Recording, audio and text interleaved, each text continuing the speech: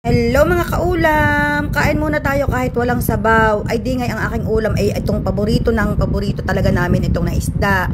Ito yung dalagang bukid na lapad. Sa Dubai, merong ganito pero hindi, parang merong ganitong itsura pero parang iba ang lasa. Ito yung, ang tawag namin dito sa Batangas ay mulong. Pero sa ibang lugar ay dalagang bukid.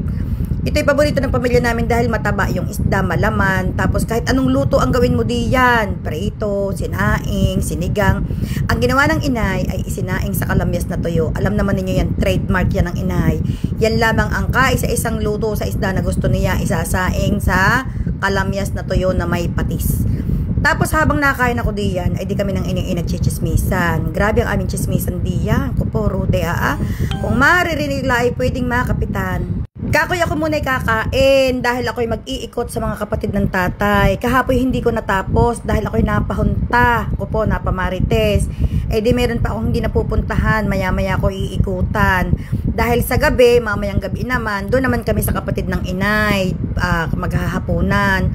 Pag ako'y nauwi, sinisigurado ko na mga kapatid ng tatay, kapatid ng inay, napupuntahan ko kahit wala akong maiabot, kahit wala akong pasalubong. Dahil talaga namang alam naman natin mga kaulam na limitado ang pagdadala ng mga gamit at sobrang mahal naman pagka sumobra sa timbang.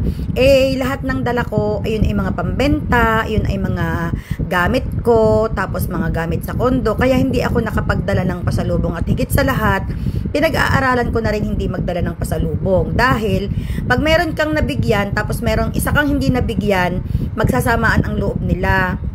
Eh, hindi naman kaya ng aking budget at kahit naman sinong OFW aaray kapag lahat ng kamag-anak ay bibilhan ng pasalubong. So, ang maganda doon, pinag-aaralan ko na talaga ngayon na hindi na laang, tama na yung pupuntahan ko sila, magkita-kita, magkumustahan, kahit na wala akong pasalubong, ang importante malaman ng isa't isa na maayos ang kalagayan, maayos ang kalusugan. Dahil talaga namang mahirap pagka yung ang isa nabigyan mo, tapos ang iba hindi mo mabibigyan. Mahirap yun, magkakasamaan pa ng loob. Kaya mabuti na lamang na pare-parehas na lang wala.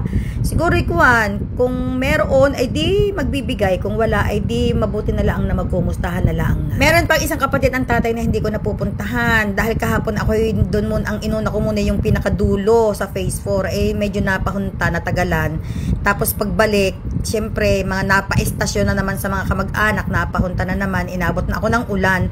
Pagkalakas-lakas ng ulan, kakoy siya bukas na ang kakanlilya dahil sobra naman talagang yung ulan, akala ko hindi hinto dahil sobrang lakas, nung bandang hapon naman huminto na rin, kasi tinulungan ko din naman ang kapatid kong yung nagtitinda kami ng manok, tapos napahunta pa, dumating pa ang inay na may laku-laku nga. Diyos ko po, dyan na kayo.